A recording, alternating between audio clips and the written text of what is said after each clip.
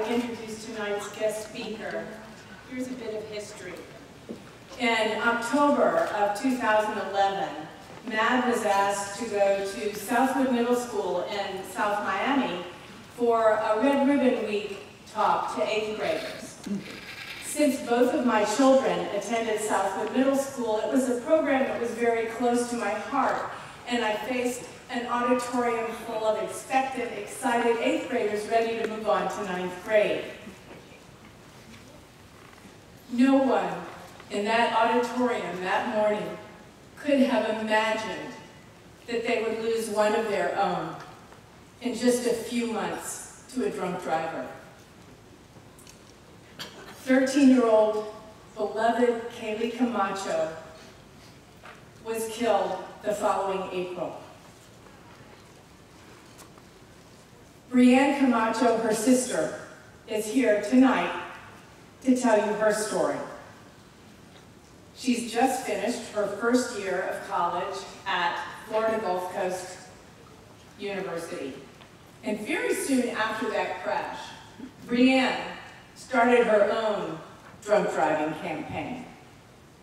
In fact, the Miami-Dade State Attorney's Office had to ask her to stop and wait until the court process was over. Well, Bree, there's nobody stopping you now. You use your brains and your beauty to change lives and change minds. I know you will always miss your sister, and I know you will always love her, but nobody can take away that love. The hard work you're doing will honor her and will prevent future tragedies. So, we'd like to welcome you, and we'd like to thank you. I'm very grateful, and Matt is very grateful. Thank you. I just wanted to say thank you for having me here and allowing me to share my story with you guys. On the morning of April, Friday the 13th, I was sleeping with my feet on the dashboard of my dad's minivan when sometime around 5 o'clock in the morning, I was awakened by possibly the loudest noise I had ever heard. So loud it was described by others as a bomb. I quickly gasped and turned to my father, who was in the driver's seat in a panic, and asked, "What happened?" Waking up and screaming all happened at once, and so after that second, I realized that what sounded like a bomb wasn't a bomb at all. It was the sound of metal hitting metal and tearing and screeching. We were hit by another vehicle. It was then that my father asked if everyone was okay. I quickly said my foot was in pain, and that is when the sound, even scarier than the wreck, came about.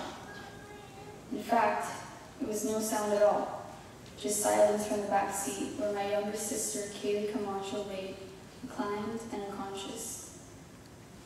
Immediately turning around and seeing what I saw, I became lost in my emotions, and all I can remember was repeating, "My sister, my sister." My dad quickly opened his door, and without having to open another, he literally walked up to the seat my sister was in and carefully removed her. After I was pulled out of the window by a homeless man, my dad, sister, and I laid on the grass under a tree. We made a few calls, and soon enough my mom and stepmom arrived to the scene, and we waited for help and prayed for a miracle. 2 ambulances arrived, and the paramedics rolled out and began to take a look. With the adrenaline and shock, most of the next few hours are a blur. But I can remember my foot being tightly wrapped in a splint, and the rest of my entire body strapped down to the most uncomfortable orange-red board and neck brace. Once in the ambulance, I was asked between 1 and 5 what my pain level was, and I answered with 3.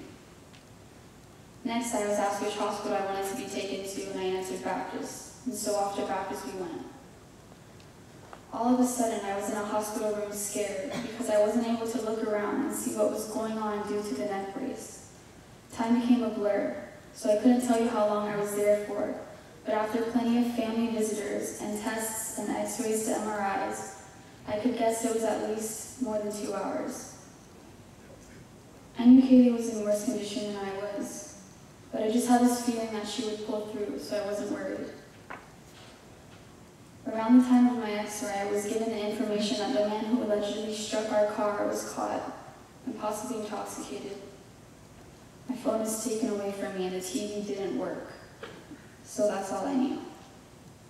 I felt like whispers and secret conversations surrounded me, but I assumed it had to do with the difficulty of my being discharged. After being given scrubs and socks in order to get out of my glass shard-covered clothes, I was given a cast on my left foot, which was partially burned and internally damaged a little, as well as a result of sleeping in the car with my feet on the dashboard, which held the airbag that of course went off during the wreck. My grandma came in to tell me I was finally being discharged, and that Mommy wanted us to go see Kaylee, and she was very sick.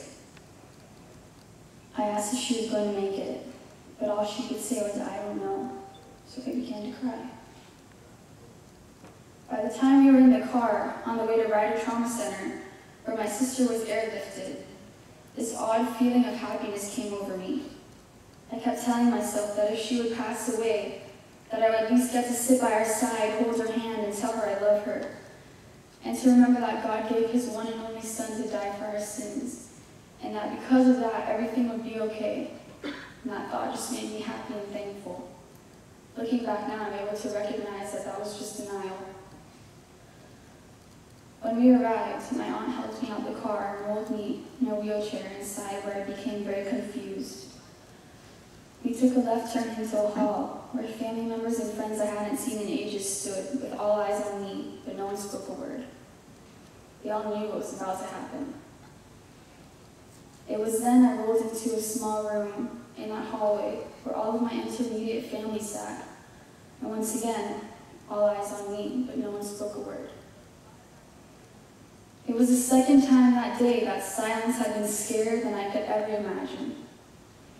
My mom then broke the silence and quietly whispered in my ear the words, "She didn't make it." She had already been dead for a few hours and I didn't even know.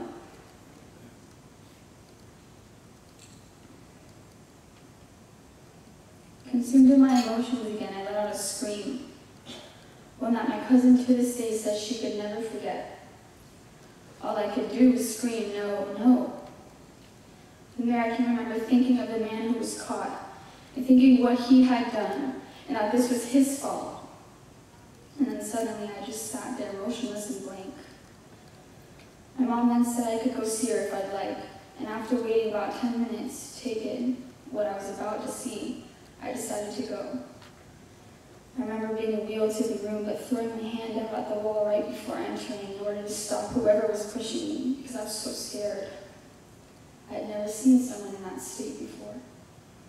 I had never been in this position, but there I was, and I knew if I didn't go, I would regret it for the rest of my life. She was already slightly yellow and so cold. I held her hand, and I just stared at her with my mouth open in shock. It was like I couldn't move, like I couldn't control my body, and like I was just watching myself sit there. But I just wanted to stay there forever with her. Pastor then joined us, and we circled around her and said a prayer. I think my mom realized the state of shock I was in, and so she told me to kiss her, so I did. She said she had to go, and that worried and angered me. I wanted to know where they were taking my sister. The answer was New York for her autopsy. I have 5 siblings, so there's 6 of us. 3 boys, 3 girls. The Bree bunch, you could say. Not only were Kaylee and I the closest in age, but our parents were divorced when we were younger, and she was the only one I shared both my mother and father with. So while my mother and father saw her on different days throughout the week, I was with Kaylee every single day. We were a pair, and she was my best friend. We were just beginning to realize how similar we were when it came to things like giving advice and sticking up for the ones we love. Even if I loved strawberries, and she was literally terrified of them. She was a dancer and was also known as the braid master amongst her many different cliques of friends. And God, was she beautiful. I honestly think she got stuck with all the good genes. Long, thick, dirty blonde hair, perfect little body and smile, and the most gorgeous, sun-kissed skin. I always thought a goodbye kiss was shared between lovers in a romance movie, but here I was, holding my sister, my best friend's hand, actually kissing her goodbye, because I would never see her again. Because someone took her from me. As I rolled out of the room, it was like a scene from a movie was before me, and I'll never forget it. What seemed to be a never-ending hallway was covered in every inch with lined-up faces of family, friends, police officers, and firefighters, all in all.